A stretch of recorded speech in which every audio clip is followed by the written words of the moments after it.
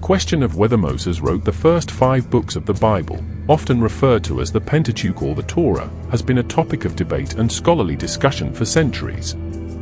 These foundational texts of the Judeo-Christian tradition, which include the books of Genesis, Exodus, Leviticus, Numbers, and Deuteronomy, are central to the beliefs and practices of millions of people around the world. The traditional view, which has been held by many Jewish and Christian communities for centuries, is that Moses was the primary author of these books. This belief is based on numerous references within the biblical text itself, as well as the broader theological and historical context of the ancient Near East. However, in more recent centuries, a growing number of scholars have challenged this traditional authorship, raising questions about the origins and composition of the Pentateuch. One of the primary arguments in favor of Mosaic authorship is the numerous references within the Pentateuch itself that attribute the texts to Moses. For example, in the book of Exodus, we read, "The Lord said to Moses, write down these words, for in accordance with these words I have made a covenant with you and with Israel." Exodus 34 verse 27. Similar statements are found throughout the Pentateuch, with Moses being directly named as the author or the recipient of divine instructions to write. Additionally, the books of the Pentateuch often refer to Moses in the third person, suggesting an autobiographical perspective. Passages such as "Now the man Moses was very humble, more than any man who was on the face of the earth," Numbers 12:3, indicate that the narrator is distinct from Moses himself, yet is providing an account of his life and actions. Furthermore, the Pentateuch contains detailed descriptions of places, events, and customs that would have been familiar to Moses, who is believed to have lived in the 2nd millennium BCE, during the time of the Israelite exodus from Egypt and the subsequent journey through the wilderness. The book of Deuteronomy, in particular, contains numerous references to Moses' direct involvement in the events it describes, such as his farewell address to the Israelites before they enter the Promised Land. The traditional view also holds that the Pentateuch's consistent theological perspective and narrative coherence point to a single, authoritative source, namely, Moses himself. The books present a unified vision of God's creation, humanity's relationship with the divine, and the establishment of the Israelite nation and its laws, all of which align with the central role ascribed to Moses in the biblical account. However, the argument for Mosaic authorship has been challenged by a growing number of scholars, who have identified various textual and historical inconsistencies within the Pentateuch that seem to undermine the idea of a single, coherent authorship. One of the primary arguments against Mosaic authorship is the presence of apparent anachronisms and contradictions within the text. For example, the book of Genesis contains references to places and customs that did not exist until long after the time of Moses, such as the mention of the Philistines, who are believed to have arrived in the region much later.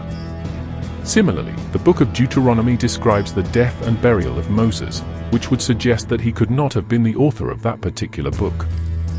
Additionally, scholars have noted significant differences in language, style, and theological emphasis between the various books of the Pentateuch, which has led them to conclude that the texts were likely composed by multiple authors or redactors over an extended period of time, rather than a single individual. The development of modern biblical scholarship, particularly in the field of textual criticism, has also contributed to the questioning of the traditional Mosaic authorship. Scholars have identified distinct narrative strands, or sources, within the Pentateuch, which they have labeled the Jahwist, J, Elohist, E, Deuteronomist, D, and priestly, P, sources. These sources are believed to have been composed and redacted over several centuries, with the final Pentateuch emerging as a compilation of these various traditions. The documentary hypothesis, first proposed by the German scholar Julius Wellhausen in the late 19th century, has been particularly influential in this regard. Wellhausen argued that the Pentateuch was the product of a complex editorial process, with the various sources representing distinct theological and historical perspectives that were eventually woven together into the final text. While the documentary hypothesis has been refined and debated over the years, the basic premise that the Pentateuch is the result of a long and complex editorial process, rather than the work of a single author, has become widely accepted among many biblical scholars. Another factor that has contributed to the questioning of Mosaic authorship is the growing body of archaeological and historical evidence that has emerged in recent decades. Excavations in the ancient Near East have provided valuable insights into the cultural, political, and religious contexts in which the Pentateuch was likely composed, and these findings have not always aligned with the traditional biblical narrative. For example, the evidence for the Israelite exodus from Egypt and the subsequent conquest of Canaan, as described in the books of Exodus and Joshua, has been the subject of ongoing debate and scholarly disagreement. Some scholars have argued that the biblical accounts do not match the archaeological record, suggesting that the events may have been embellished or even fictional. Similarly, the dating of the Pentateuch's composition has been a point of contention.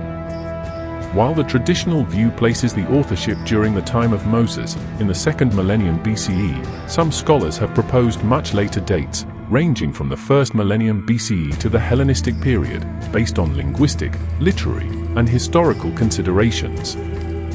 These challenges to the traditional Mosaic authorship have led some scholars to propose alternative theories about the origins and composition of the Pentateuch.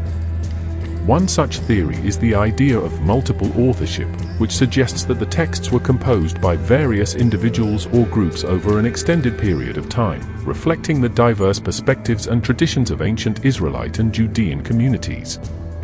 Another theory, known as the Persian Imperial Authorization Hypothesis, posits that the Pentateuch was compiled and edited during the Persian period, 6th to 4th centuries BCE, when the Israelite community was under the political and cultural influence of the Persian Empire.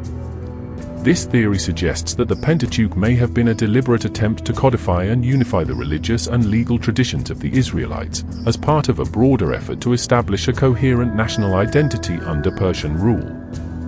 Proponents of these alternative theories argue that they better account for the textual, historical, and archaeological evidence, and that they provide a more nuanced and historically grounded understanding of the origins and development of the Pentateuch. At the same time, defenders of the traditional Mosaic authorship have not remained silent. They have continued to argue that the biblical testimony, along with the theological and historical considerations, provide a strong case for attributing the Pentateuch to Moses, even if the final form of the text may have involved some degree of editorial work by later scribes and redactors.